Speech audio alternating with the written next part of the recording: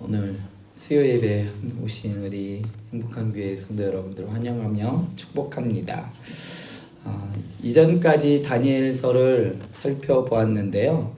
다니엘서 1장부터 6장까지는 다니엘의 이야기들, 그러니까 다니엘이 겪은 어쩌면 전기라고 할 수 있을 만큼 그가 이룬 경험한 일을 기록한 단락으로 다니엘이 겪은 일들을 그리고 있습니다. 그리고 7장과 8장은 이스라엘의 포로 생활이 끝날 것을 비롯해서 종결될 일들을 알려주고 또한 더 나아가 만물의 종결, 즉 종말에 대한 메시지를 7장과 8절에서 계시해 주었습니다.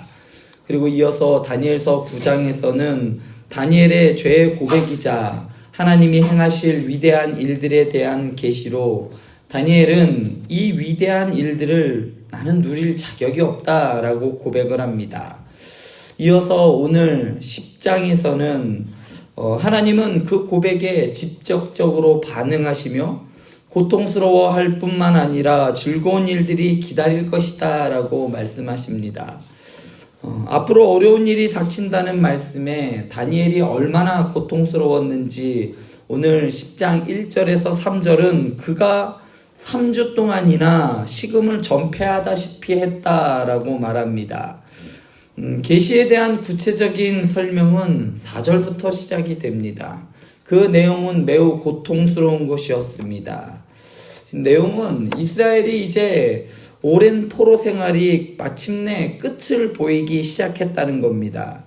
지난번에 말씀드렸듯이 예레미야의 예언한 것을 다니엘은 그의 글, 그러니까 예레미야가 기록해 놓은 글에서 읽었습니다. 그래서 이제 이스라엘은 이 포로 생활이 이제 언제 끝나는구나 라고 안심하고 있었습니다.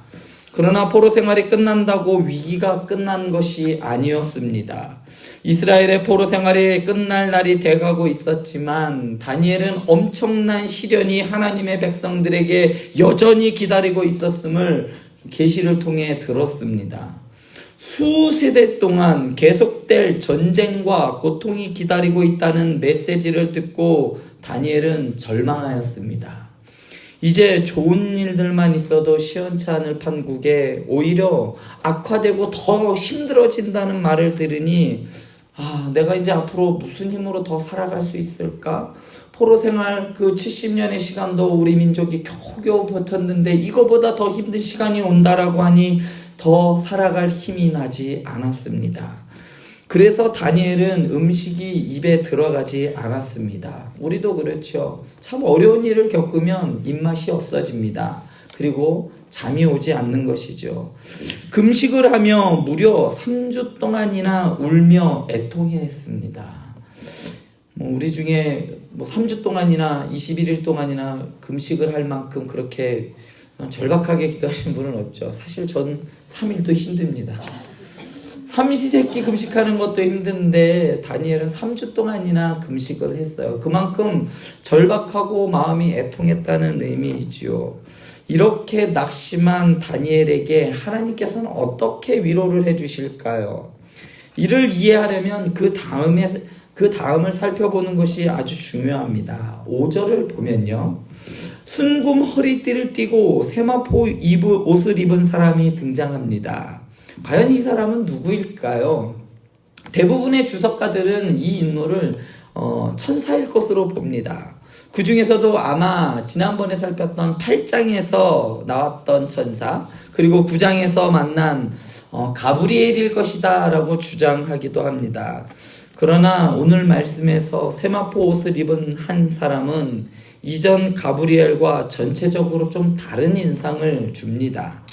이 사람은 5가지의 특징을 가지고 있습니다. 먼저 몸은 황옥 같고, 얼굴은 번개 같고, 눈은 횃불 같고, 팔과 발은 빛난 녹과 같고, 목소리는 다수의 소리와 같았습니다. 이렇게 이야기하니까 이것을 어떤 얼굴인지 그리는 분들이 계시더라고요. 이건 그렇게 그리면 큰일 납니다. 넌 얼굴이 참 달덩이 같구나 이랬더니 얼굴을 달로 그리는 거랑 똑같은 거예요. 그렇게 그리면 안 되는 거죠. 이것은 그냥 그런 거라고 느낌이나 이런 것을 의미하는 것이지 뭐 진짜 눈에서 불이 나가고 뭐 눈이 불로 이렇게 그리는 그런 그림들 많이 봤어요. 특히 뭐 유튜브에 보면 다니엘 해석하면서 막 이렇게 그리더라고요. 그래서 엄청 놀랬습니다. 이 모습은 방금 이 5가지의 특징은요, 에스겔서 1장에서 전차 왕좌를 탄 인물에 대한 묘사에서도 찾아볼 수 있습니다. 뿐만 아니라 가장 결정적인 단서는 요한계시록 1장을 보면 그가 누구인지 알도록 도와줄 설명이 나옵니다. 요한계시록에는 방금 세마포 옷을 입은 한 사람과 매우 흡사한 인자 같은 이가 자신의 교회를 상징하는 촛대 사이로 거니는 내용이 기록되어 있습니다. 요한계시록 1장 13절부터 16절을 보면 이렇게 되어 있어요. 촛대 사이에 인자 같은 이가 발에 끌리는 옷을 입고 가슴에 금띠를 띠고 그의 머리와 털에 희기가 흰 양털 같고 눈 같으며 그의 눈은 불꽃 같고 그의 발은 풀무불에 단련한 빛난 주석 같고 그의 음성은 많은 물소리와 같으며 그의 오른손에 7별이 있고 그의 입에서 좌우에 날선 검이 나오고 그 얼굴은 해가 힘있게 비치는 것 같더라. 오늘 말씀에서 읽었던 그 모습과 상당히 유사합니다. 바로 누구를 묘사한 걸까요?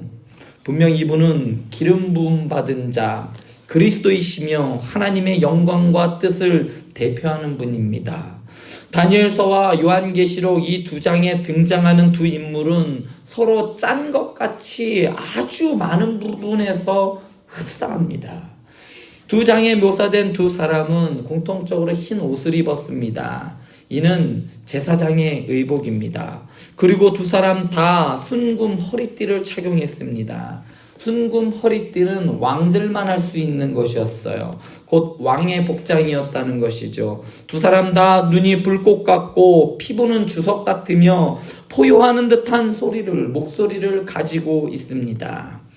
요한계시록에는 손에 7뼈를 가지고 얼굴은 해같이 빛나는 부분으로 묘사되어 있습니다.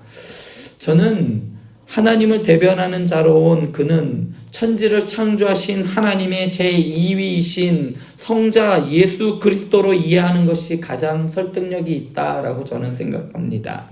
그 분은 내 앞에 엎드려 절하라고 허세를 부리는 분도 아니고 오히려 그분 앞에 꿇어 엎드린 사람에게 손을 내밀어 주시고 일어서라 라고 말씀하시는 분입니다.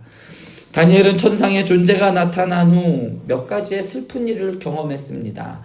이미 8장에서 가브리엘이 나타난 이후에 다니엘은 한 몇 가지의 슬픈 일을 당했는데 다니엘은 먼저 남겨지는 슬픔을 경험했습니다. 다니엘은 놀라운 환상을 보고 하나님을 신실하게 믿었지만 그는 결국 남겨지고 말았습니다. 어찌 보면 버려졌다라고 볼 수 있어요. 다니엘이 오늘 본문을 쓰고 있는 시점은 고레스 왕 3년에 이 글을 쓰고 있습니다. 다니엘이 죄를 고백하고 예루살렘 중건을 허락하는 고레스의 칙령이 발표된 지 2년이 지난 시기였습니다. 이 말은 이미 다른 사람들은 조국으로 돌아갔다는 이야기예요. 그렇게 꿈에나 그리고 그렇게 돌아가고 싶던 그 고국으로 다 돌아가고 다니엘은 이제 홀로 남은 상태인 겁니다. 또한 이때는 유월절 기간으로 신실한 유대인이라면 누구나 예루살렘에 있기를 원할 때였습니다. 유월절 기간에 하나님의 전에 가서 하나님의 얼굴을 보이고 하나님 존전에 서는 것, 그것이 유대인들은 꿈에나 그리는 일이었습니다. 그토록 하나님을 사랑했고 하나님의 성전을 그렇게 사랑했던 다니엘이 그 유월절 날 고국으로 돌아가서 하나님께 예배하며 그곳에 서 있는 것을 얼마나 손꼽아 기다렸을까요? 그러나 다니엘은 예루살렘이 아니라 90세 나이에 여전히 그의 몸은 바벨론의 포로였습니다. 이제는 조국으로 돌아가고 싶어도 못 돌아간다는 것을 알았어요. 바벨론에서부터 예루살렘까지 직선으로만 900km에 달합니다. 길을 따라 갔을 경우에는 1300km예요. 이거를 어떻게 뭐를 타고 가도 몇 년이 걸릴지 몰라요. 그 체력이 돼야 갈 수 있는 건데 90의 나이에 다니엘은 도저히 엄두도 낼 수 없는 상황이었습니다. 세마포를 입고 찬란한 빛 가운데 있는 남자도 이 사실을 바꾸어 주지 못합니다. 또한 다니엘은 미래를 아는 고통에 빠졌습니다. 다니엘은 환상을 통해 앞으로 페르시아 왕과의 싸움이 계속될 것을 보았습니다. 그 다음에는 그리스의 잔혹한 왕이 등장할 것이었어요. 그리고 마침내 그가 그렇게 사랑하던 예루살렘이 있는 그 하나님의 백성들에게 큰 파국이 닥칠 것을 환상을 통해 알았습니다. 조국으로 귀환한 백성들은 평안과 번영을 누릴 것을 예상하고 있었겠지만 장차 그곳에서는 너무도 무서운 화가 일어날 것을 보았습니다. 상황이 나아져도 모자랄 판국에 더 나빠진다는 소식을 다니엘은 듣고 알았습니다. 고령의 다니엘은 그런 고통스러운 사실을 견디지 못해 초죽음 상태가 되었던 것입니다. 성경을 보면 다니엘과 같이 극단적인 슬픔에 빠질 수밖에 없는 상황 속에 있던 사람들이 있습니다. 우리가 잘 아는 요셉이 그렇습니다. 형들로부터 버려졌고 홀로 애굽에 팔려가 한 치 앞도 할 수 없는 노예의 생활, 그것으로 모자라서 죄수의 생활로 이어지는 삶은 그야말로 고난과 고통의 연속이었습니다. 그런데 하나님께서는 요셉의 삶이 형통했다라고 말씀하십니다. 성경에는 요셉보다 다니엘보다 더 극한의 고통과 슬픔을 겪은 사람이 있습니다. 그분은 바로 예수 그리스도입니다. 예수님께서 겟세마네 동산에서 로마 병사들에게 붙잡히자 예수님을 따르던 모든 사람들이 도망쳤습니다. 홀로 남겨지고 버려진 것이지요. 더욱이 팔리기까지 했습니다. 온갖 수모와 고초를 당하시고 십자가 위에 홀로 못 박혀 죽으시기까지 예수님은 철저히 홀로였습니다. 조롱하는 소리와 채찍질하는 군사들만이 예수님의 옆에 있었습니다. 오늘 말씀에 하나님께서 다니엘에게 사자를 보내주셔서 위로해 주셨지만 십자가 위에 예수님께는 철저히 하나님께서 침묵하셨습니다. 어찌하여 나를 버리셨나이까? 라는 이러한 처절한 외침 뒤에는 예수님도 두려움과 공포를 느꼈어요. 그냥 죽음에 대한 공포가 아니라 하나님으로부터 끊어진다는 공포를 느꼈습니다. 하나님과 단절된다는 공포, 그것이 예수님께서는 가장 두려운 것이었고 가장 견디기 힘든 아픔이었습니다. 하나님은 예수님의 죽음의 고통을 함께 느끼며 아파하셨지만 그럼에도 불구하고 철저하게 침묵하셨습니다. 그러나 오늘 말씀을 보면 다니엘이 환상을 볼 때 낙심하여 힘이 빠졌고 빛이 변하여 썩은 듯하였고 힘이 완전히 빠져 땅에 대고 잠이 들었을 때 한 손이 있어 나를 어루만지기로 내가 떨었더니 그가 내 무릎과 손바닥이 땅에 닿게 일으키고 내게 이르되 큰 은총을 받은 사람 다니엘아 라고 불렀습니다. 찬란한 빛 가운데 천상의 존재가 던진 첫 마디는 우리말로 사랑한다 다니엘아 였습니다. 초죽음이 되어 까무라칠 만큼 고통스러운 그때 큰 은총을 받은 사람 다니엘아, 내가 내게 이르는 말을 깨닫고 일어서라. 내가 내게 보내심을 받았느니라. 일어설 힘조차 없던 다니엘에게 다니엘아 사랑한다 라는 이 말은 엄청난 위로가 되었습니다.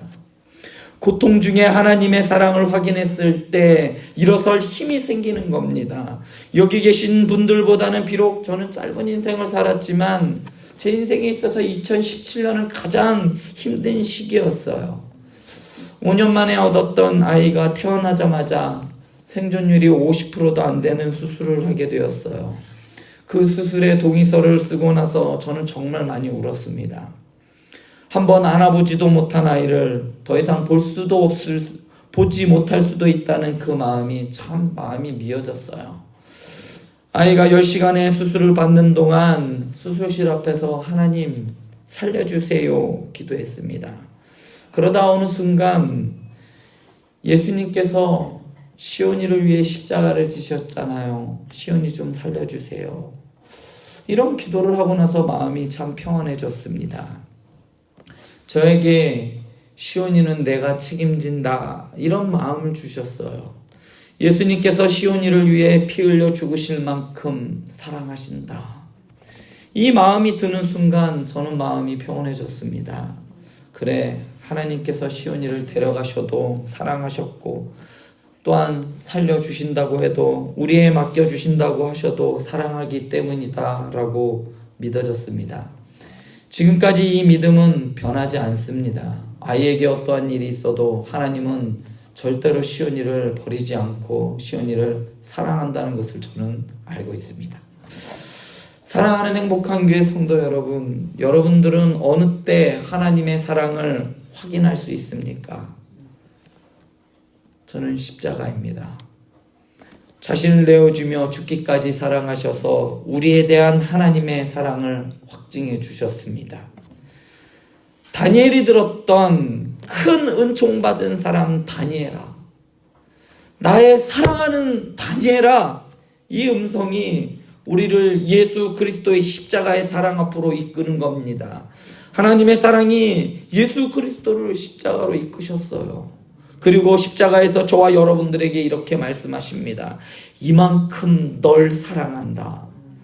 내 목숨만큼 널 사랑한다. 그리고 하나님의 사자는 두려워 떨고 있는 다니엘을 일으켜 세우고 두려워하지 말라 라고 말합니다. 성경에서 두려워하지 말라라는 말은 창세기부터 해서 성경 곳곳에서 계속 등장합니다. 그때마다 하나님께서는 하나님의 놀라운 영광을 함께 보여주셨어요. 아브라함과 이삭과 야곱에게 나타나셨을 때 하나님께서는 두려워하지 말라라고 하셨고, 예언자들에게 나타나셨을 때에도 두려워하지 말라라고 하셨어요.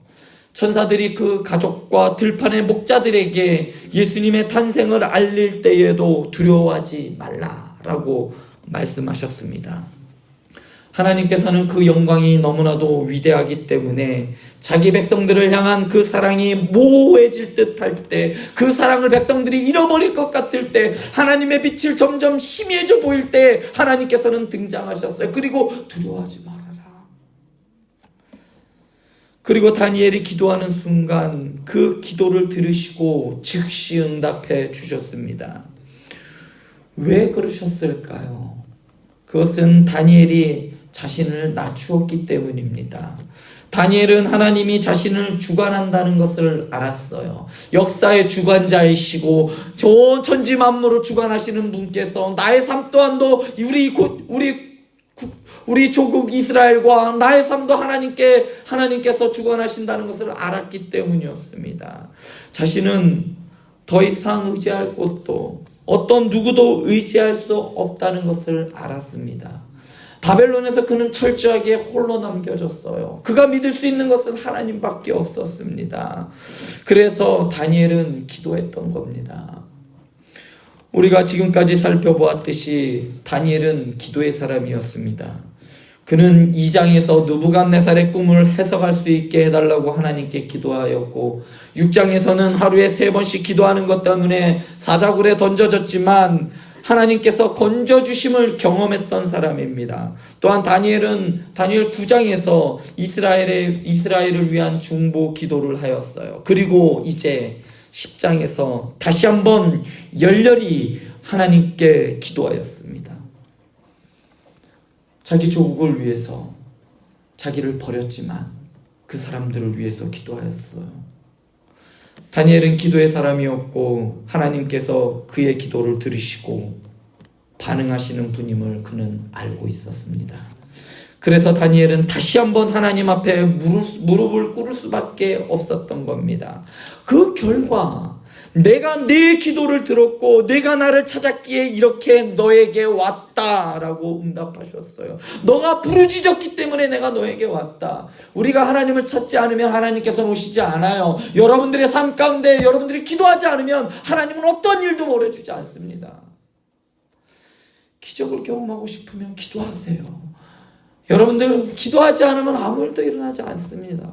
기도는 우리의 호흡이라고 이야기하지만 아니요, 그 이상입니다. 기도는 그냥 우리 자신이 되어야 하는 겁니다. 고통스러울 때 하나님이 기도에 응답하셔서 그 사랑하심과 함께하심을 확인해 주는 것보다 성도에게 더 큰 위로는 없는 겁니다. 하나님이 우리 기도를 들으신다는 것을 알면 우리의 문제가 지금 당장 즉시 해결되지는 않아도 괜찮아요. 하나님이 알면 족한 거 아니겠습니까? 하나님이 나를 모르는 것 같아 그게 위험한 것이지, 그게 걱정인 것이, 그것이 문제이지, 하나님이 아시잖아요. 그럼 그걸로 된 거 아니겠습니까? 전능하시고 거룩하신 하나님께서 우리를 사랑하셔서 기도를 들으러 가까이 다가와 주신다면 흔들림 없이 확신을 가지고 주어진 일을 감당할 수 있는 겁니다. 우리가 입을 벌려 기도하는 순간 하나님께서는 이미 들을 준비를 하고 계신 겁니다. 디 듀쿠라는 학자는 위대한 일을 기대하라라는 책에서 이렇게 말합니다. 거의 모든 사람이 기도가 중요하다고 믿습니다. 그러나 기도가 중요하다고 믿는 것과 기도가 필수적이다라고 믿는 것에는 차이가 있습니다. 필수적이라는 말은 기도 없이는 어떤 일도 일어나지 않는다는 뜻입니다. 그래요. 기도는 중요하겠죠. 그렇지만 다음에 할게요. 이렇게 하지 말라는 말입니다. 이렇게 하면 안 된다는 이야기입니다. 기도는 중요한 것이 아니라 반드시 해야 할 필수적인 것이라는 이야기입니다. 특별 새벽 기도회가 얼마 남지 않았어요. 이제 며칠 남지 않았죠. 기도를 하면서 어차피 들어주시지 않을 텐데, 뭐 변화될 일도 없을 텐데, 내 삶은 뭐 변한 게 없는데 뭐하러 기도하나, 이러한 마음이 드는 분들도 계시겠지만 하나님께서는 기도의 사람을 사용하십니다. 목회자든 중직자든 일반 성도든 상관없이 하나님께서는 기도의 사람을 사용하십니다. 그렇기 때문에 기도하는 사람은 오늘 말씀의 다니엘과 같이 하나님의 사랑을 경험하고 체험하는 사람입니다. 기도를 하지 않는 사람은 절대로 하나님의 사랑을 경험하지 못할 겁니다. 얼마 남지 않은 기간 동안 하나님께 겸비함으로 새벽에 기도의 자리로 나오시기 바랍니다. 우리가 겸비함으로 하나님께 우리의 죄를 회개하며 나아갈 때 그는 미쁘시고 의로우사 우리의 죄를 사하시고 우리를 모든 불의에서 깨끗하게 하실 겁니다. 우리를 사랑하는 이로 말미암아 우리가 넉넉히 이길 겁니다. 저와 성도님들은 오늘 말씀의 다니엘과 같이 큰 은총을 받은 사람입니다. 그 징표가 십자가입니다. 그리고 그 증거가 부활입니다. 죽은 자 같으나 영원히 사는 자, 하나님의 사랑을 입은 자로 당당하게 살아가는 저와 여러분 되시길 간절히 축원드립니다.